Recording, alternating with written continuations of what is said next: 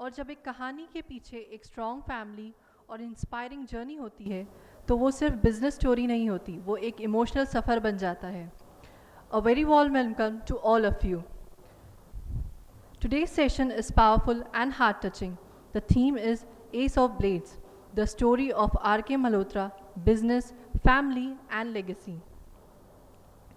Our speaker today is Mrs. Reenita Malhotra Hora, an award winning author and screenwriter. She writes strong and meaningful stories based on South Asian experience. She has written for the New York Times, CNN, and Bloomberg, and has worked with Disney India and Cartoon Network Asia. LA Weekly calls her a top indie creator. She also hosts two popular podcasts, True Fiction Project and Shadow Realm. In conversation with her is Mr. Shabbir Shakir, the past district governor of Rotary District. He is a BITS Pilani graduate and has worked with well-known companies such as Eicher Motors, BPCL, Standard Batteries, and Crompton Greaves. Today, he runs successful business in printing, packaging, and photography equipment distribution. He is also a true humanitarian and a respected leader with a strong commitment to service. As this session is full of wisdom and inspiring stories, we thank our guest for helping to keep the session within 40 minutes, including the audience interaction. Thank you for supporting the flow of the festival. Over to you, ma'am. Thank you. Thank you. Reenita Malhotra Hora. Haji. Very good evening to you and welcome. Thank you. It's a pleasure to be here. I'm thrilled, excited, and what can I say? Yeah, let's look forward to interesting times ahead. And before we start our conversation, I think there is something for which we need a mention in the Guinness Book of World Records. And what is that? It's about this book. So, we need a mention in the Book of Records because I will own this book before the author does. Much to my chagrin, much to my woe. I saw the book for the first time about, 15 minutes ago at this point, maybe 20 minutes ago. I thought for sure that copy is for me, the first one. But I guess that's not the case. Yeah, bad luck. And the second reason being that since this book has not been published as yet, I went through the net and I couldn't find anything about it. So here I am interviewing and moderating an author about a book which I have not read. So now, having said that, we have with us someone who's written fiction. You've written a lot, I see, on Ayurveda. You've even written on wealth management, I think, especially for women. That is correct. Yeah. And then comes a book by the name of Ace of Blades, the story of R.K. Malhotra, business, family, and legacy. The only thing I could find about this book is you mention it's neither a biography nor a memoir. What is it, Reenita, then? This is the story of a man who was the pioneer of the Indian razor blade industry. It's not a biography or an autobiography. He didn't write it himself. It's not a biography where it starts from the moment he was born, and that's boring, right? It's the story of his blade. It's the story of the industry. It's beyond him or his company because he really built the industry with his own two hands. The other players, the competitors, whoever was involved, he corralled them. He brought them in. So on one level, to me, it's the story of FMCG products in India. It's the story of consumer products over a 60-year period from 1950s all the way up to approximately 2010. 2011. So is that a biography? Is that a memoir? Is it a memoir of India? Is it a memoir of the FMCG products industry or razor blade industry? You tell me. I think you're supposed to. What basically instigated, inspired, pushed you to write? There must be some trigger point, I'm sure, which by way of which you went about writing this? Oh, lots of trigger points. And I think you mentioned, something that is very relevant. You said that when you went out to research, you couldn't find anything because there is nothing about this on the internet. For a company, or I should say a brand or several brands of blades that the Indian man has been shaving with for a period of 60 years, there is nothing out there on the internet except for a few contentious lawsuits about those brands. But there was nothing out there. And I knew this 10 years ago, I knew this 20 years ago. And it's been for at least 20 to 22 years that I was after R.K. Malhotra for this story. It bugged me that with the advent of the internet in the sort of early 90s, if you will, there was nothing about his blades, about those brands online. There was no research that anyone could do because, like you said, there was nothing there. So I wanted to document this and bring it to audiences because it's a fascinating story. It's a very alpha male story, but it's a story that is an essential part of the history of India, definitely a part of the corporate business history of India. So I was adamant to bring it out there to audiences. An alpha male story. I see your accent there, brought out by a thoroughbred Punjabi lady. Well, now tell me, for a reader, any reader here, after they have read your book, what do you think is the take home or take away for them from the book? What would you be happy hearing from them? There are a bunch of takeaways. Firstly, I should say, right at the very end of the book, I end with the life principles of R.K. Malhotra, of which there are 30 approximately. And all 30 of those are takeaways. Each of them could be a book unto themselves. But to me, this is a story that is a coming of age on 3 levels. It's a coming of age for the protagonist himself, R.K. Malhotra, who was the pioneer of the Indian razor blade industry. It's a coming of age story for the Indian industrial sector, specifically the FMCG sector, the razor blade industry, because it really tracks, as I mentioned earlier, a period of the evolution, the development of this industry from the 1950s up to 2010, 2011. And it is a coming of age story for every Indian man who shaved with those products over the course of those 60 years. And what does a man do when he comes of age? He shaves. That's the coming of age ritual. So that's, I think, a very big, 3 big takeaways. Okay, tell me the journey from Topaz to Supermax.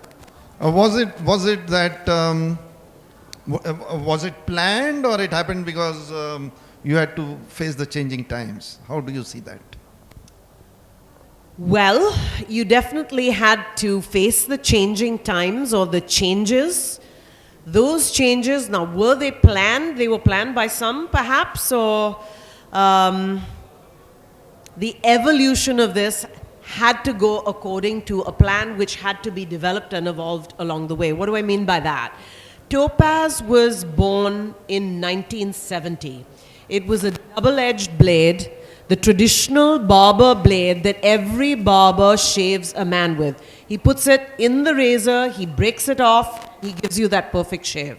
Topaz was one of the first stainless steel blades, and it was developed to be the premium stainless steel blade in the country. It was born in August 1970, conceived of for the house of Malhotras. The Malhotra family, it was funded by Harbans Lal Malhotra. He was the godfather, let's say, okay? He funded this. But it was developed for his 3 sons. He had 3 sons, VP, SN and RK, Ved Prakash, Srindranath and Rajinder Kumar Malhotra. Rajinder Kumar, the youngest one, was the only engineer in the family. He was a mechanical engineer trained at Loughborough College in England. And he essentially built this brand, Topaz, for his family of origin. They were one group. This is a joint family, a Punjabi family, a joint Punjabi business family. And these words are very important because that's really the way the business evolved, the way the family was. It was all sort of one and the same, if you will. Okay? Now, what happened as, it was inevitable that there would be conflict. There's conflict in all situations. There's conflict in many family businesses. If not all, then definitely many. Some of them ride through it and many don't. This particular family did not. And there came a day when there was infighting amongst the three brothers, HL's three sons, and RK was essentially thrown out of his share, what he felt was rightfully his share of the business. The business was essentially split, and the Topaz brand was split three ways. So 2/3 went to the two other brothers, and 1/3, a license to manufacture for his life was given to RK. But he thought, how's that going to be? I can manufacture Topaz, according to my father, for the rest of my life, but is this realistic? Now, there was confusion in the market because the way they split the business was perhaps not ideal. It was according to assets. So RK was given certain factories in Maharashtra and Hyderabad, and VP and SN, his elder brothers, were given the predominant factories in Calcutta, which were the predominant factories that were manufacturing Topaz. What happens is all of a sudden there are two Topaz brands in the market. And the market is getting confused. कि ये कैसे हुआ कि अभी दो Topaz brand आए हैं, Calcutta Topaz and Thane Topaz. Very quickly they realized what was happening, that there was a split because there was a difference in quality, and the Thane Topaz was top quality, premium quality Topaz. It was in fact being sold in the market as an imported blade. So you could buy it in shops like Prem Sons, in Breach Candy, in Mumbai, which only carry imported products. Now, RK knew that the days of his ownership of Topaz would be very limited. He did not trust the fact that he would be allowed to manufacture Topaz for the rest of his life. So what he did was, he said, I have to get the market to understand my company which manufactures these blades. Because if they understand my company, if they trust the company, then they will trust anything that this company makes. So he started printing the name Vidyut on the Topaz packaging, on his Topaz packaging. His company was called Vidyut Metallics Limited. So Vidyut, the font on the Topaz packaging. So they were, again, remember, Calcutta Topaz without the word Vidyut, and the Bombay Topaz or the Thane Topaz with the word Vidyut. And with each time he printed that packaging, he increased the size of the font of Vidyut. So the market then grew to understand कि ये Vidyut Topaz है, quality वाला. जो कलकत्ते का Topaz है, that is inferior quality. And this was the game that was being played by these Malhotra brothers and in the market. There came a day fairly soon after that when due to legal procedures, the rights of Topaz were entirely taken away from RK. Okay? By that time, what he did was he created another brand, another double-edged razor brand called Supermax. That became his legacy brand. And what he did was he shoved, I use the word shove, because literally that's what he did. With every carton of Topaz that was sold, he put a free carton of Supermax into the hands of the stockist. So he introduced it through what he would call jugad or jungle law or, forcible sale. I don't know what you would call this. But that's how Supermax got known in the market. Overnight, it rose the ranks. Why did they trust it? The dealers, the stockists? Because it came from Vidyut and they knew that. So Vidyut Topaz, Vidyut Metallics Limited, next product, Supermax, which they trust. Okay. Reenita, tell me, we saw two brands, Topaz and Supermax. So, brands which were top of their game, which do not exist today. What is this book all about? Building of the brand or the killing of the brand? This book is about the building of the brand. The last time I saw my father, he had already sold this company to private equity. And he was not in a good state because the private equity players did not know, according to him, how to run this company, how to build those brands. When he sold it, it was a wholesale product. A wholesale product is quite different from a retail product. Anything by Hindustan Lever, those are all retail products, right? The sales force primarily consists of not salespeople as much as account executives. But when you've got a wholesale product that still needs to be developed to that level, it's very much a sales exercise as opposed to a marketing exercise. And he could see the decline because the private equity players did not understand this. What they did was they hired a bunch of people actually from Hindustan Lever into the company, and they didn't know how to run that business. Now, this has been an issue with private equity injections into various companies in India over the course of the last 10, 15 years. We know this, that a lot of the time there's a big sort of hue and cry about them coming in, the levels of investment, so forth. But when it comes to actually running those businesses, they don't have the expertise, they don't have the understanding. And things do fall into disarray, and that's what happened. The book is not about that. The book actually ends at the point where he sells to the private equity players. So it's not about the killing of the brand. Okay. Now, you mentioned, I think sometime during our conversation here, about the protagonist's perspective. You've also talked about two other things in the book, which is unrequited love and the dangers of blind ambition. So, something about that? Dangers of blind ambition and unrequited love. Unrequited love on many, many levels. RK was a man who lived an experience, a life experience of unrequited love. He did not feel loved by his parents, by his elder brothers, by his family of origin. Although he was a staunch traditionalist, this was a guy who in the 50s was abroad. He was a very dashing young man.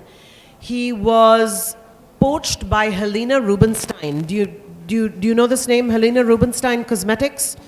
In the 1950s and 60s, there were two cosmetic brands in the West that were struggling to come up. One was Helena Rubinstein Cosmetics, one was Elizabeth Arden. And the game was which of these two are going to make it. These are the two that are competing. Helena Rubinstein was struggling in the 60s because the cost of advertising and marketing, basically TV advertising in the US, had become very, very expensive. And she needed a strategy that would get direct to the market. She had acquired a men's grooming, a men's cosmetics and men's grooming line, and she wanted to sell to India. She found RK, she wanted to hire him into her organization. So he had the ability to have an entire career abroad, never ever come back to India. But the traditionalist in him said, nothing doing. The first blade brand that was formed for this company was called Bharat. It was a Swadeshi company, a Swadeshi mindset, a Swadeshi brand. The name is Bharat. This started because his father's first company was actually a construction company building tents for the British Army. It was called Bharat Construction. That then turned into Bharat Blade, the first blade, carbon blade that was born. RK's dream and desire was that he wanted every man in India to shave with his blade. He did not want to create a blade that was high-end and for a certain sector of the market that could pay a high price for that. He wanted a reasonably priced, lowest possible price blade that every single man would shave with, the 1 rupee blade. Now, if you look at the population of India, I don't know what it was in the 50s, but in the 70s or in the 60s, it was around 250 million men. By the time you get to 2011, that has increased to about 623 million men.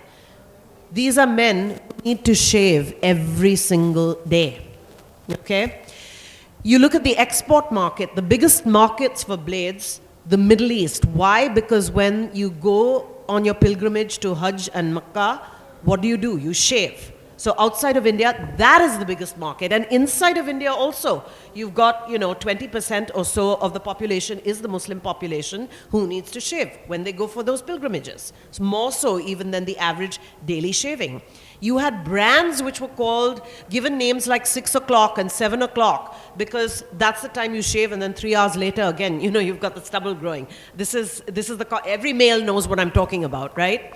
And this is what RK wanted. But coming back to unrequited love, he felt that the love that he had for these products, these blades, these steel products, his engineering, because it was more than about the blade, he actually backwardly integrated and actually built the machinery.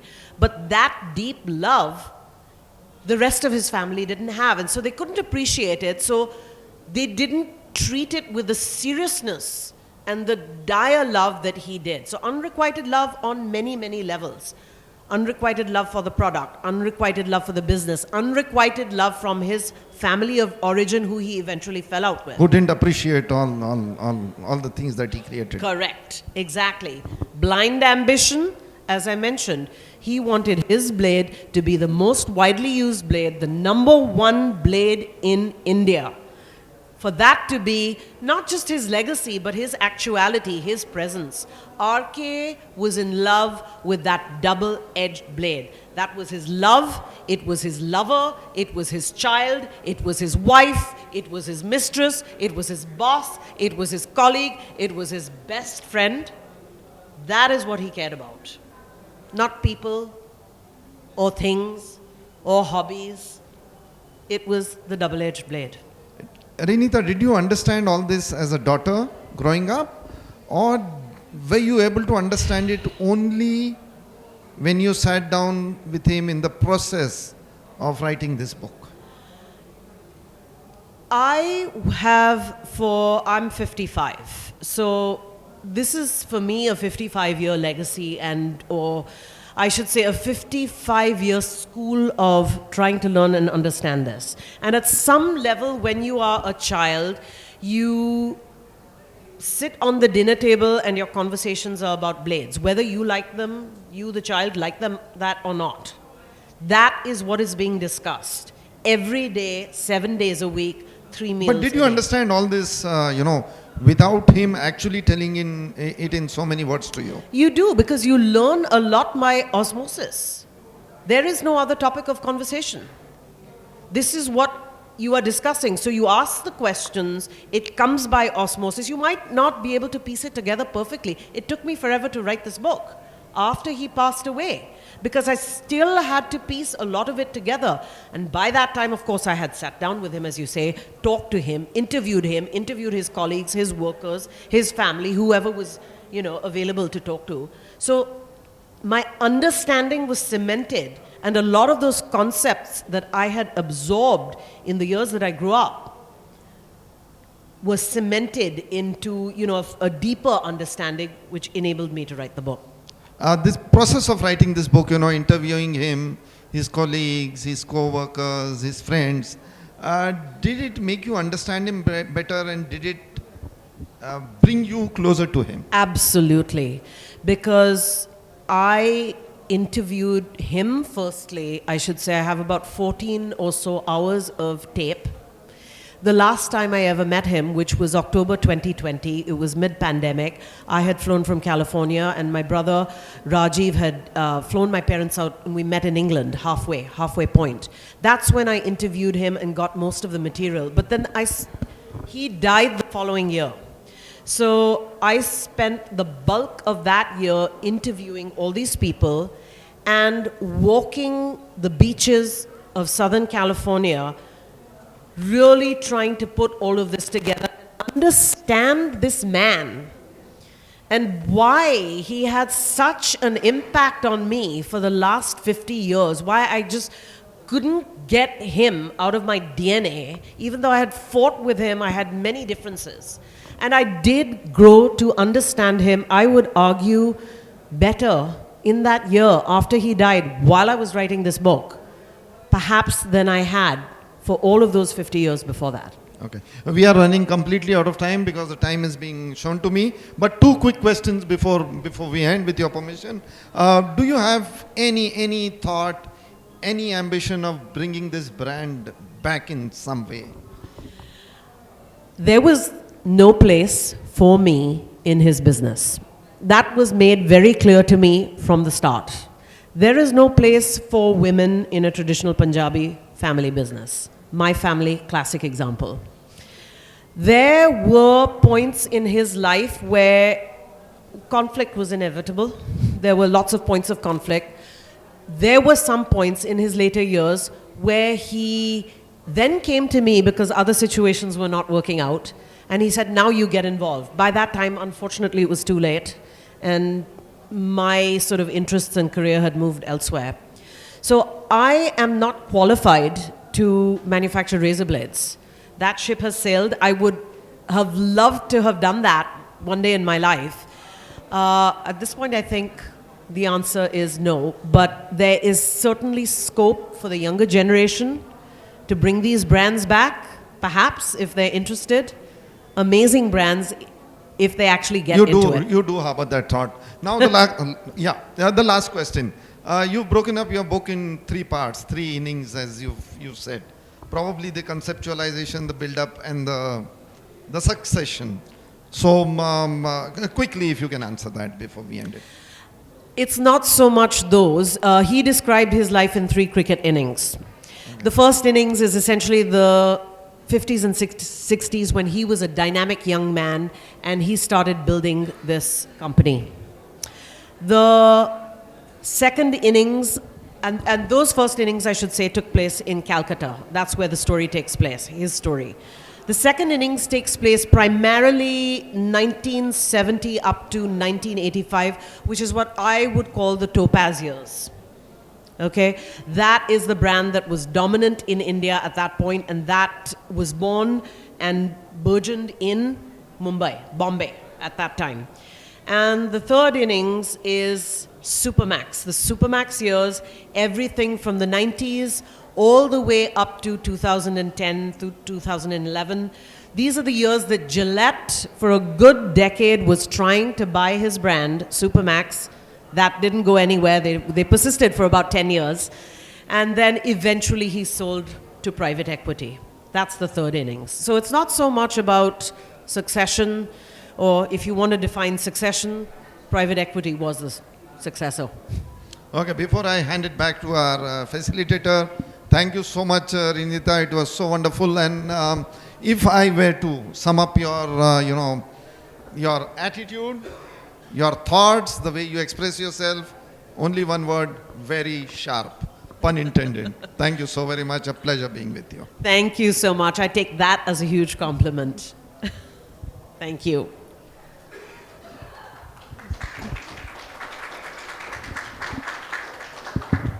A heartfelt thank you to our esteemed guest for such an inspiring story. Today we understand not just a business empire, but the love, dedication, and meaningful legacy behind it. Thank you so much. Thank you, Rai Soni Foundation, for the 7th edition of Orange City Literature Festival. Thank you.